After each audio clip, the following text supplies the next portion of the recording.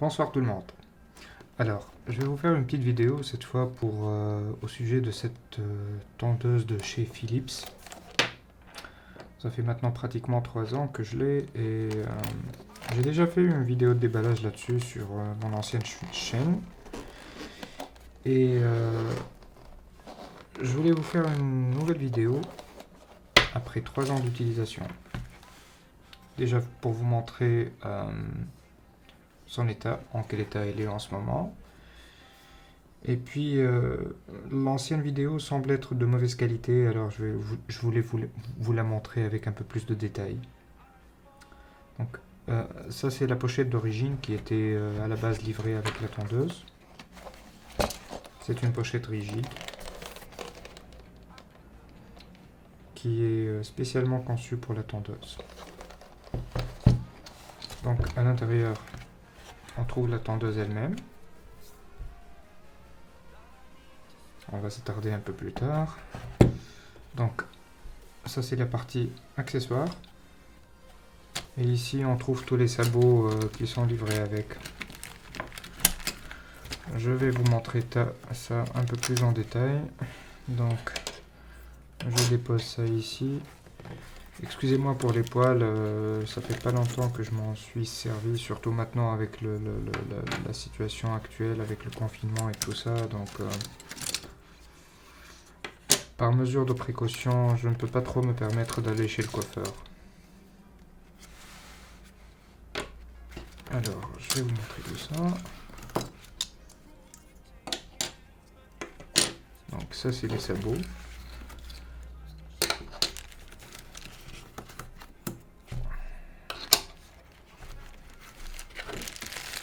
C'est vraiment une tondeuse, enfin selon moi, je pense que c'est la tondeuse la plus complète du marché en ce moment. Voilà. Donc, on trouve avec bien sûr le chargeur. C'est un chargeur secteur normal, tout ce qu'il y a de plus classique. Dans l'autre extrémité, on trouve le connecteur de charge qui est un connecteur propriétaire. Voilà, je vous montre du côté de la tondeuse. Mais de toute manière, c'est quelque chose de vraiment robuste, bien construit. La preuve, voilà, ça fait plus que 2 ans que je m'en sers et ça n'a pas bougé d'un poil. Donc, ici, on trouve 2 sabots métalliques de rechange. Celui-là, à mon avis, il est supposé tendre les cheveux. Il a une plus grande largeur. Je ne sais pas si c'est très net sur la caméra. Je vais essayer de faire correctement la mise au point. Donc, pour l'assembler, il faut juste faire comme ça. Et installer le sabot de cette manière-là. Regardez. Voilà, comme ça. Et hop.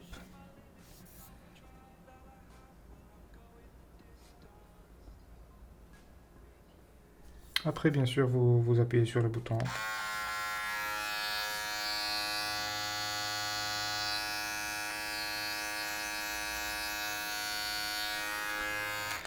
On en revient plus tard. Donc, je vous teste le petit sabot. Ça, c'est un sabot de finition.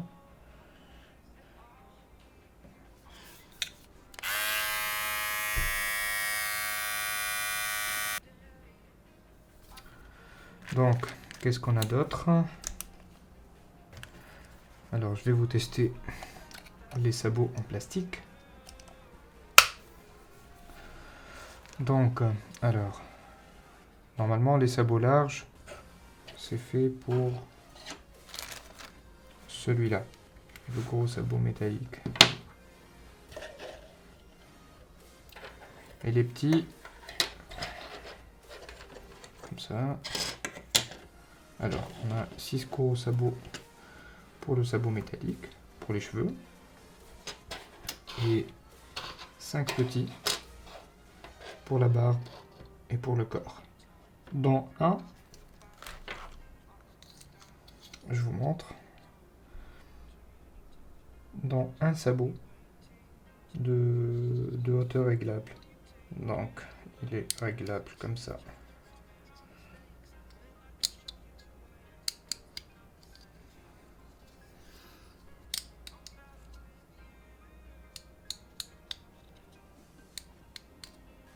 Voilà. Donc ça, c'est réglable. Je vous montre quand même qu'est-ce que ça donne sur la tondeuse. Il suffit de le mettre comme ça. Et ensuite,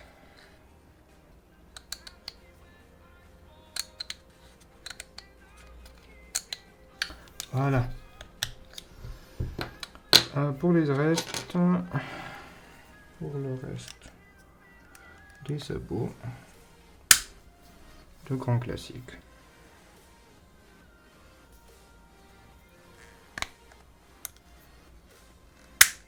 C'est vraiment quelque chose de robuste.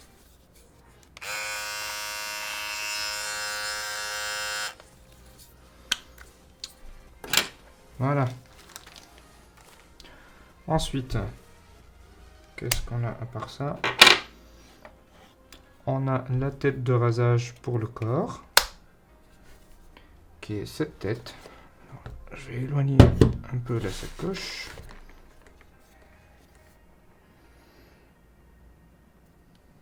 Voici la tête de rasage pour le corps.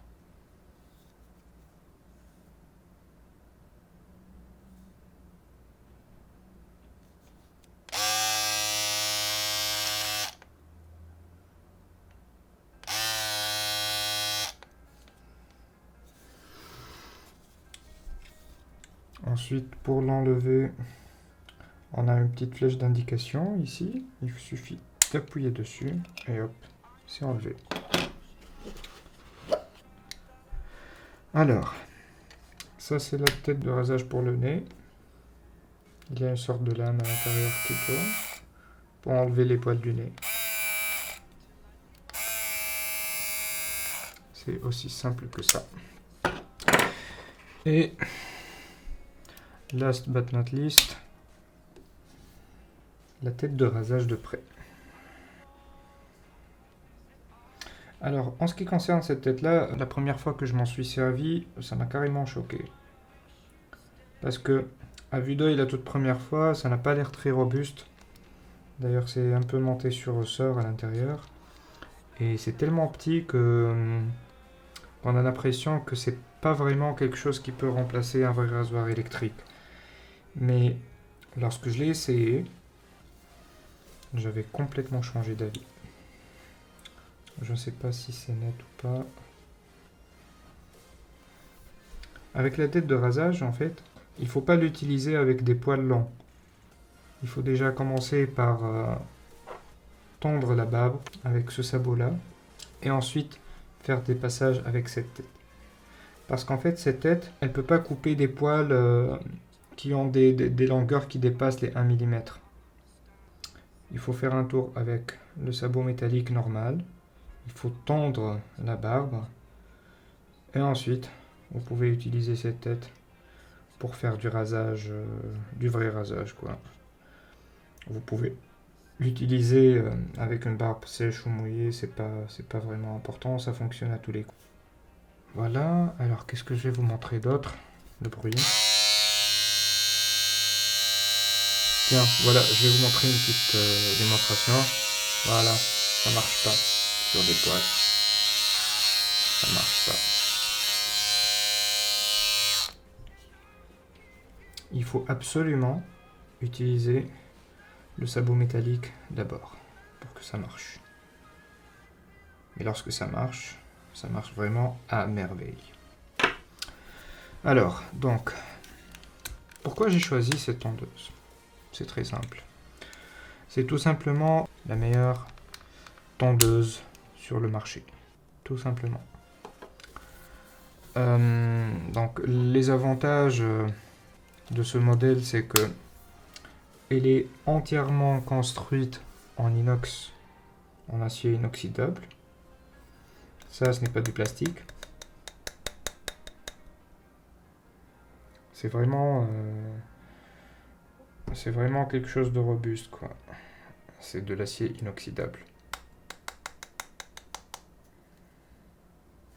Donc ici, c'est du caoutchouc anti-dérapant. Ce bouton-là, il est vraiment très... il a un feedback de clic vraiment très rassurant et très satisfaisant. Donc ça, c'est le témoin de charge. Donc en fait, lorsque vous branchez le chargeur, le témoin s'allume. Voilà. Maintenant, ça clignote.